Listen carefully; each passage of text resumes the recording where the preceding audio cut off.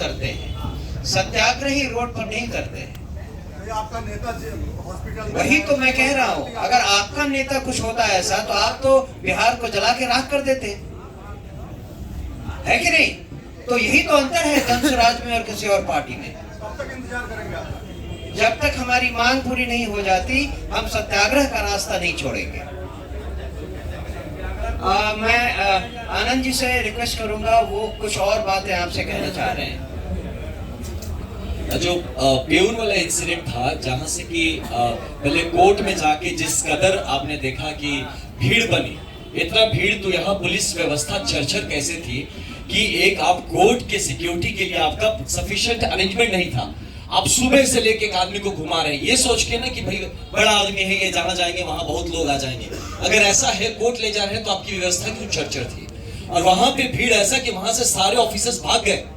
वो एक ऐसा सिचुएशन हुआ कि प्रशांत जी को जब वहां से निकाल के बेउर ले जाने लगे तो वहां सारे ऑफिसर गायब। और जब लोगों ने पूरी तरह से घेर लिया, आप लोग के भी कुछ सदस्य वहां पे थे, तो अपना पीए सिस्टम देते हैं, सरकारी व्यवस्था उनको देते हैं कि प्रशांत जी आप लीजिए, हमसे ही नहीं संभल में आ रहा भीड़, आप संभालिए। यानी भरोसा भी, अक्यूज भी प्रशांत जी और बचाने वाले भी प्रशांत जी ही होंगे। तो इस लेवल पे पुलिस व्यवस्था। उसके बाद ये जो एक माननीय प्रवक्ता जी ने इतना कुछ कह दिया, तो जब आपके पास, आप उनको बेउर जेल लेके जाते हैं, आपके पास कस्टडी पेपर नहीं है। सोचिए, वो एक आदमी को लेके आप जेल पहुंच जाते हैं, उसको जेल में डाल ही देंगे। जब जाते वो तो थैंक्स टू द जेलर, जो भाई अपने काम को प्रोफेशनली करना चाहा, बोला भाई पेपर्स दीजिए, इनको हम डाल दे जेल में, डॉक्यूमेंट दीजिए, तो डॉक्यूमेंट ही नहीं हमारे पास। हम आदमी को लेके आ गए जेल में ठूसने के लिए।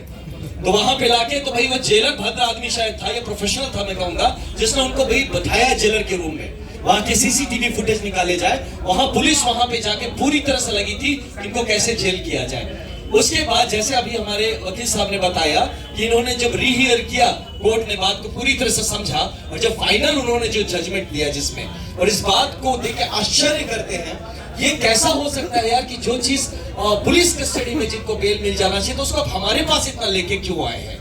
और यहाँ पे दूसरी तरफ पुलिस कंप्लेन कर रहा है कि आपने, हम आपको बेल दे रहे हैं और आप हमसे, तो आप समझ सकते हैं इस बात को किस तरह से अव्यवस्थित। और ये जो एक आंदोलन इतने दिनों से चल रहा है, वहां से यहां तक, मतलब आप जब प्रशांत जी को उठाने आ जाते हैं तब भी आपकी व्यवस्था पूरी नहीं होती है। आप जैकेट कोट पहन के छुपा के खुद को आते उठा के ले जाने, और बेउर जेल में आप उनको करीब 2 से 2.5 घंटा बिठा के रखते हैं। इसका जवाब कौन देगा?